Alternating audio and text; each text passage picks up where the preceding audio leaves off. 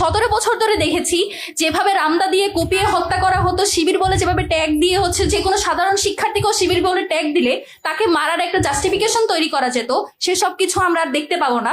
আমাদের এক্সপেকটেশন ছিল এটা, বরং তার বদলে আমরা কি দেখলাম? আজকেরই আপনাদের একটা নিউজ বলি, যেখানে সারা দেশে বিগত 3 মাসে 800 এর বেশি হত্যাকাণ্ড হয়েছে এবং শুধু ঢাকা শহরে হয়েছে 100 এর বেশি। তো যদি গণতান্ত্রিক সরকার আসলে দেশের আইন শৃঙ্খলা পরিস্থিতি ঠিক হয়ে যায়, যদি গণতান্ত্রিক সরকার আসলে সবগুলো সংস্কার সম্পন্ন হওয়ার যে আশ্বাস আমাদেরকে দিয়ে ইন্টারিম আমলে যে কাজগুলো করতে দেওয়া হয়নি সেগুলোই যদি হবে কথা ছিল, তাহলে এখনো পর্যন্ত এই 800 জন মানুষকে যে মৃত্যুবরণ করতে হলো বা যে এই 800 জন মানুষকে যে হত্যা করা হলো সেটার বিচার কোথায়? আগে দেখা যেত যে সরকারের কোনো সমালোচনা করা যেত না, সরকারের যেই সমালোচনা করবে সে রাজাকার। এখন দেখা যায় সরকারের যেই সেই পুরানো রাজনীতিটা ভেঙে দিয়েই তো আমাদের নতুন সংস্কার, নতুন যে বাংলাদেশ সেটা তৈরি হলো বা জুলাই গণঅভ্যুত্থান হলো।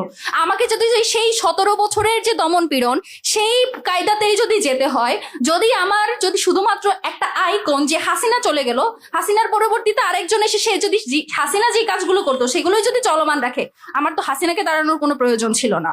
যদি আমার কোনো কিছু চেঞ্জই না হয়, আমার যে 2000 ভাই বোন যারা শহীদ হলো তাদেরকে আর শহীদ হওয়ার তো কোনো দরকার ছিল না।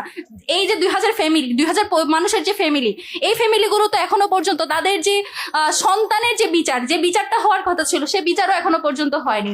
বরং আমরা কি দেখতে পাই, এই সময়ে এসে নির্বাচনের আগে আমরা দেখতে পেয়েছি প্রত্যেকটা রাজনৈতিক দল শুধুমাত্র তাদের নির্বাচনে কিছু ভোট ব্যাংক বাড়ানোর জন্য আওয়ামী লীগের যে ভোটগুলো সেগুলো তাদের পক্ষে আনার জন্য আওয়ামী লীগের পক্ষ নিয়েছে।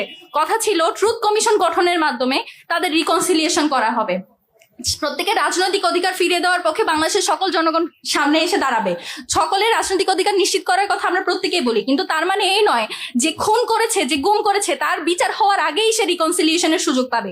প্রথমত বিচার হবে, সে একটা ফ্রি ট্রায়ালের মধ্য দিয়ে যাবে, একটা বায়াস ফ্রি ট্রায়ালের মধ্য দিয়ে যাবে। তারপর সে যখন সেই বিচারের মাধ্যমে তাকে যতদিনের জেল দেওয়া হবে, তাকে যে শাস্তি দেওয়া হবে সেই শাস্তি ভোগ করে আসার পর তাকে আবার সুযোগ দেওয়া হবে সে যাতে রাজনীতি করতে পারে।